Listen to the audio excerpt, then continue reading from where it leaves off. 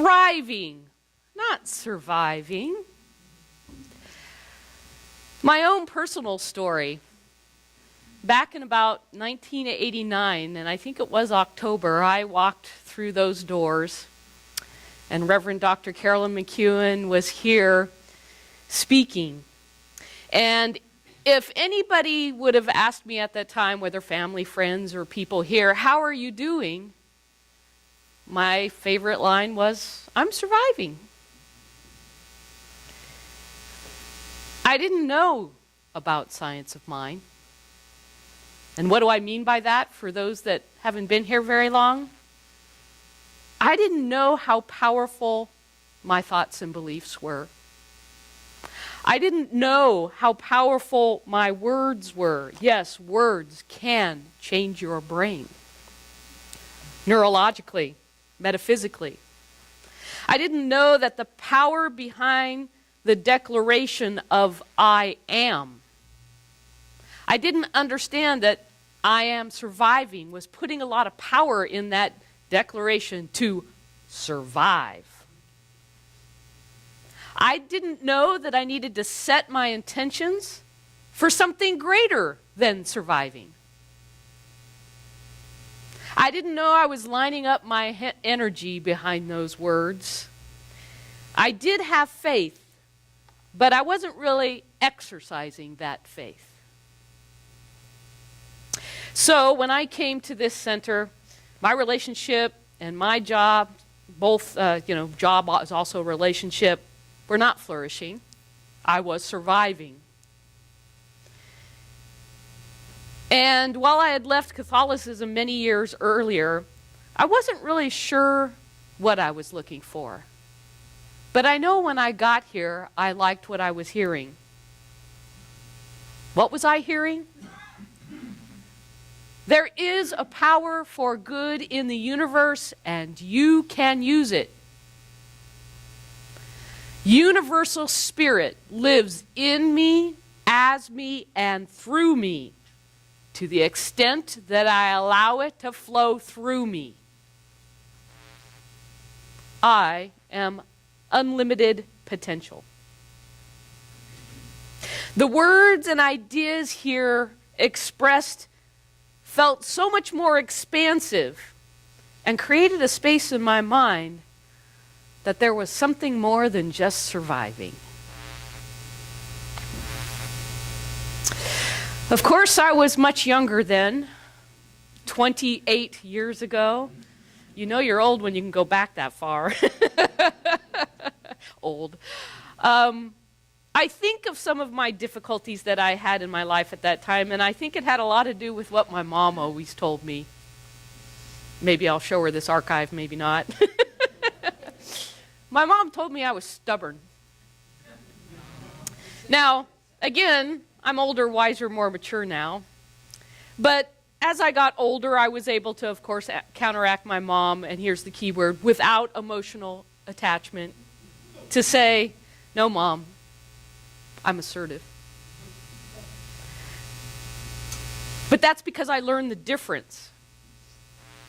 What is the difference between stubborn and assertive? Well, assertiveness is being active in getting or doing the things you want while working with other people and circumstances. Assertiveness is connected to intention, passion, drive, and willingness to compromise and negotiate to, keyword, create. To create a way to make things happen. To create means you must be open to something new. You must be open at the top. Stubbornness is planting your feet and standing your ground no matter what. Stubbornness is connected to immovability, inflexibility, and rigidity. In other words, stubbornness says, I already have the answer.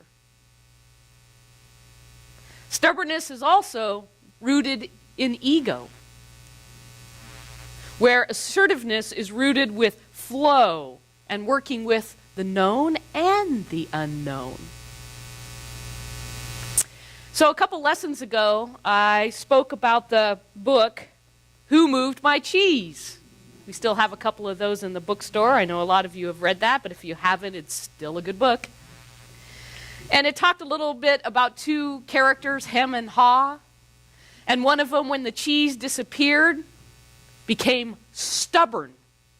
What happened to that cheese? Who could take my cheese? I'm going to figure out, and I'm going to get to the bottom who took my cheese. Started taking out the tools, started digging through the walls and in the cement. Where is my cheese? Who moved my cheese? Meanwhile, the other character is like, why don't we go look someplace else? Nope, I'm going to get to the bottom of this. Stubbornness, assertiveness. So I began to take Science of Mind classes, and I learned the power of my words and my beliefs, those both conscious beliefs, but also subconscious beliefs that we learn as a child as we're being raised and know no different. And I learned how to co-create with spirit using Science of Mind principles. What do I mean by that? Well, I like to use the analogy of learning to play basketball. We all know that there is a law of gravity. And if you've never dribbled much, it takes a little while. But pretty soon, if you're an NBA star, or I always love the Harlem Globetrotters, you learn how to maneuver that ball in ways that are unfathomable for people who aren't exercising that gravity with that ball. Well, it's the same with Science of Mind principles. There are spiritual principles that when you begin to exercise them and embody them, then you begin to be able to, dribble in life, if you will. And when you learn to dribble with the principles of Science of Mind, then you do more than survive, you thrive.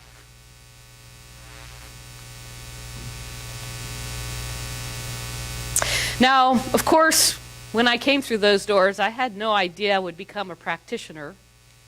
And I have to say, I don't think I'm speaking out of turn, where most practitioners didn't realize that they were going to become a practitioner. Some do. Some know that, yes, this is for me, this is where I'm headed. I didn't know that I would become a minister in 2000.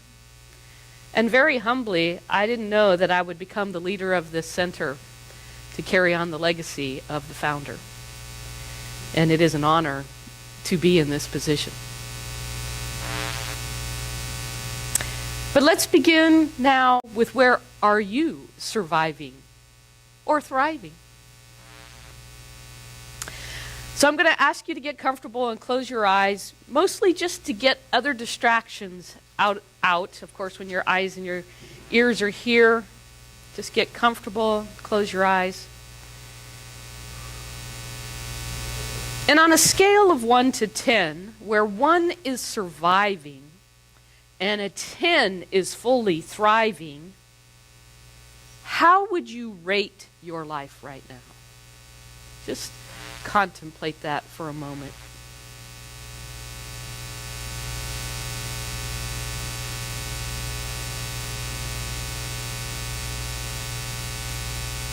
And from that place on the scale, what would your life look like if you were only surviving?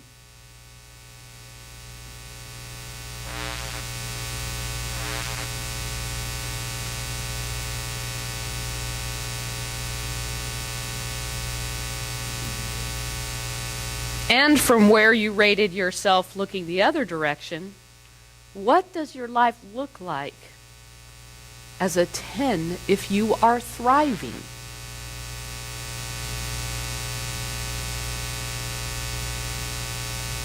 Do you feel it?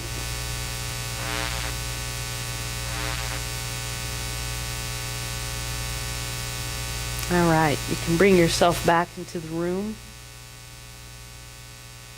So what's the difference between that scale of you surviving and of you thriving? Intention. Choice. Perception and reception, probably? Freedom. Fun. Consciousness. Commitment. Joy. Comparing.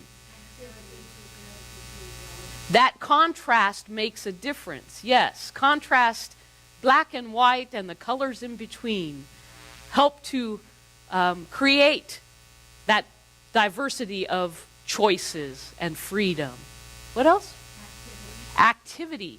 So a thriving has an activity to it, where a surviving is receptivity, openness, empowerment. Creativity is very important.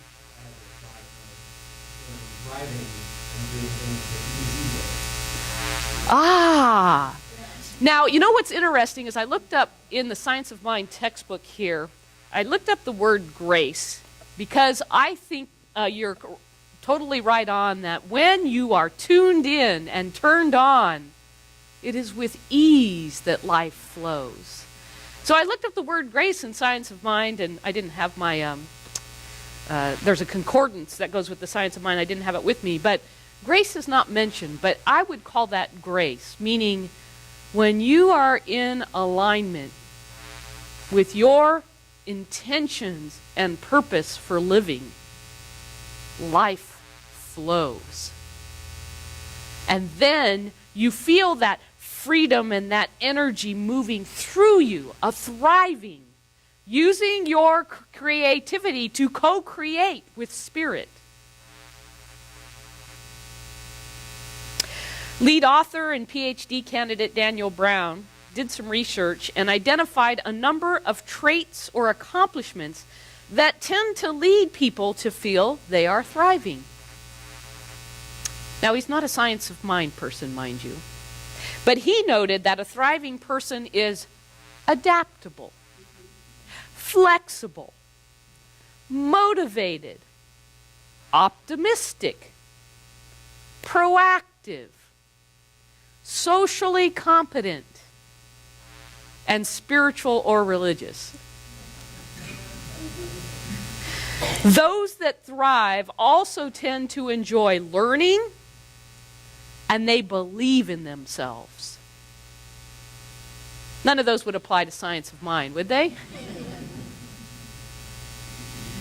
Now, you may have all your routines set. And frankly, do I want to say I believe this? I believe that in general, the older we get, the more we tend to be in our routine, right? We've found those things that make us comfortable. So when you're thriving, does that mean you never hit a rock or a hard part in life? Nope, no guarantees. It's sort of like the shocks on your car. The road is still going to have potholes.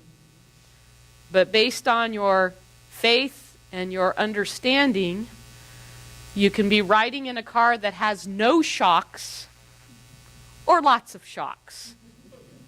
Either way, you're going down the same road, but a whole different feeling. Now, John Maxwell is known as an individual who teaches leadership, and he wrote, "You'll never change your life until you change something you do daily." Swallow that now. Daily. The secret of your success in thriving is found in your daily routine. How is that so? When you're living in survival mode, yes, you're in routine, and there may be this sense that it's hollow. And as somebody mentioned, intention and purpose make life meaningful. So when we're just doing our habit and our routine, it may not feel like we're thriving.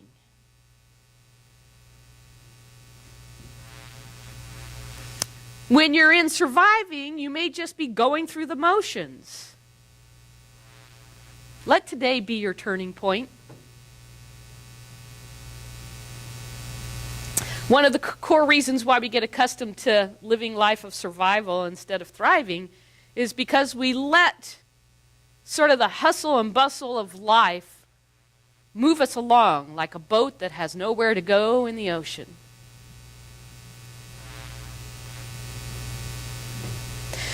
Sometimes we think being busy is more important than doing our spiritual practice. And it's sort of funny when I think about that, when I'm in the I need more spiritual practice right now kind of thinking. It's like, how many hours in a day do I have? And why do I think more spiritual practice isn't a good thing to find time for right now? It sets my intention, my purpose, so that I can thrive. Because, let's face it, if you're just watching a lot of TV, it's a pretty rough ride, is it not? As I mentioned last time I spoke, being in the hospital and watching the news about Las Vegas was insult to injury. We must make sure we balance our time in the area where we are setting our intention to thrive. Without discipline to listen to ourselves and become mindful of the chatter going on in our mind, we can't ensure what we tell ourselves about us thriving. If you're not mindful, your mind just chatters away. You know, as Michael Singer likes to say, would you ever call that voice in your mind a really good roommate? Usually not. But if you're not mindful of it, the words you're using are setting the tone for surviving, not thriving. We also let our emotional attachments weigh us down. Emotional energy can weigh us down if we aren't processing and healing our emotional wounds with ourselves, with our family, with our friends, people in the job, people that we volunteer with. And fear can also weigh us down. But I'm going to speak to that emotional attachment because of course, for those that know anything about Buddhism, they talk about attachment. And we want to claim things as mine and ours and in my domain. And then when we get attached, it's like hanging on to the side of a rushing river. But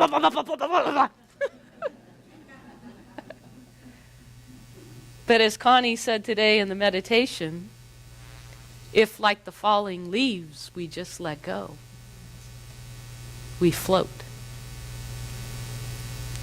It's not so difficult, but it does require processing. And speaking of emotional attachment, the Macintosh laptop that I usually use last night, the screen went. I was so thankful that I was using Google Docs, meaning I didn't lose it on my laptop. It was in the internet, so I could go find another device that worked. And then another Mac that I was going to bring today for us to do live streaming, I found out didn't have any sound output. Now, I could have got really attached to that. Can you tell I worked at it? It's all good. I'm moving on. It is what it is. I accept that, and what am I going to do now? Sometimes we just let our mind drill down on the details of life, letting the doubts pile up, let our mind run wild and corrupt our thinking, again, instead of going back to spiritual practice, mindfulness, meditation, contemplation. They're all important tools, but it's no good to have tools if you're not going to use them. So, some ways that you can thrive instead of survive is stay purpose-driven or intention-driven. Make meaning of your life. Maybe you already know your life's purpose, which is great. So do everything in your power to line up your action with your purpose. And if you're not sure what your purpose is in life, well, there's this little thing called the Science of Mind magazine that gives you daily I'm going to call it language, words, concepts, to begin your journey for each day with an intention set for something higher than the details of life. Set up your intention each morning and remind yourself throughout the day. Number 2, hang around those who also thrive. Think that's important? Yeah, it's sort of like, again, floating in the river in the stream of energy there. If you hang around people who are not motivated, they don't do their spiritual practice, and not looking for ways potentially to better or improve themselves, to learn, to be open. When you hang out with people who are excited, willing to grow, want to improve themselves, live their intention, maximize their potential, you'll want to thrive too.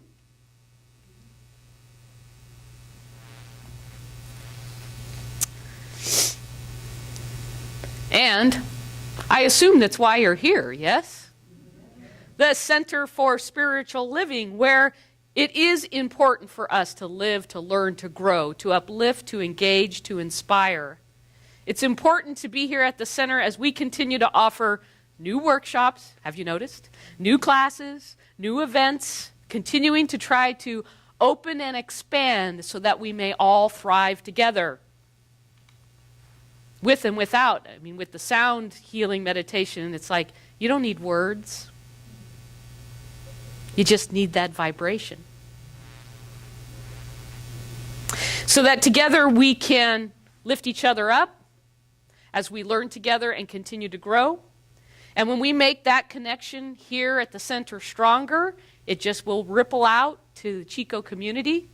There were quite a few of us, probably about 7 of us at the Chico Interfaith Council dinner on Thursday night. Wonderful to connect there, and they had a panel of speakers and dinner, and we talked a lot about immigration, both personally as well as what we knew about immigration. It was a wonderful learning experience. The history professor at Chico State, in 10 minutes, it was quite a fast presentation, spoke about the last 200 years of immigration policies. It was very fascinating. I had no idea.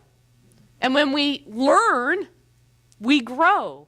And when we understand the big picture, frankly, understanding the waves, the tides as things come and go, was actually for me, what would I say, comforting. Like, oh, we've been in places like this before, and we've been in places not like this before.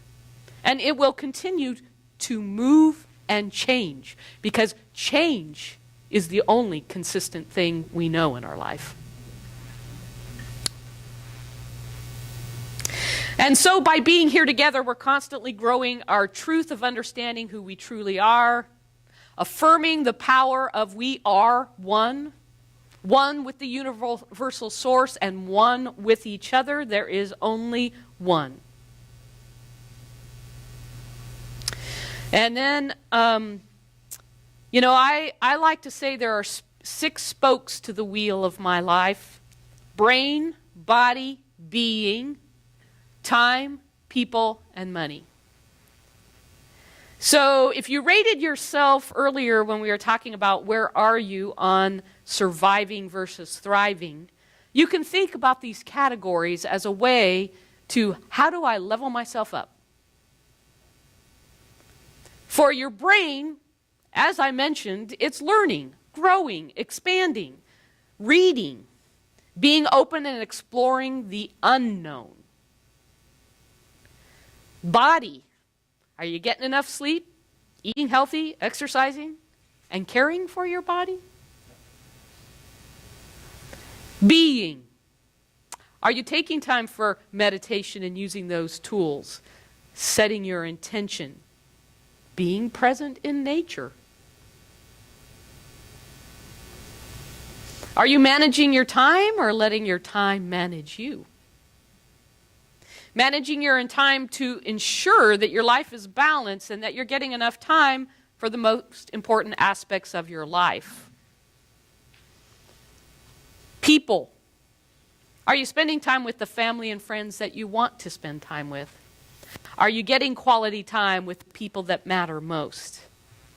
And lastly, money. Are you taking time to manage your money, or is money managing you? Another area where a lot of times we can get bogged down emotionally is with money. A place to heal. So you might consider that if you weren't quite a 10 on that thriving scale, choosing a category and determining what is your next intention and path for moving yourself up the next level on the scale. And then, is it possible that you could be thriving and not know it?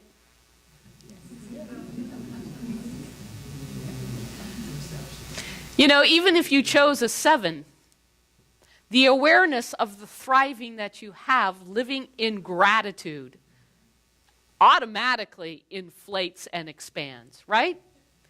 Because, I mean, seriously, even with what you may see as trauma and drama in the United States, what we live each day compared to sitting in a third world country. And I'm not judging, I'm just saying that what we have each day we begin to take for granted. And gratitude can change the amount of thriving you realize you are really living. Which, of course, by law of attraction, attracts more of it. And so since we're practicing oneness, how can this center thrive if you aren't thriving? So I want you to know, I started with 28 years ago, I walked through those doors. And I want you to know that, you know, I'm here with you to thrive. My purpose? To inspire and empower myself and others to discover our inner wisdom and greatness through divine connection to Source. Spiritual growth, spiritual practice matters. And in order to thrive, not just survive, this center will continue to grow and expand opportunities for you and your friends to practice and grow together. So I hope you'll take advantage of the opportunities that we continue to grow. Give me feedback in areas that you would like to continue to expand, and together we will thrive. So when someone says to you, "How are you?" please affirm with me, "I am thriving." I am thriving. I am thriving. Let me hear it. I am thriving. Namaste. Namaste.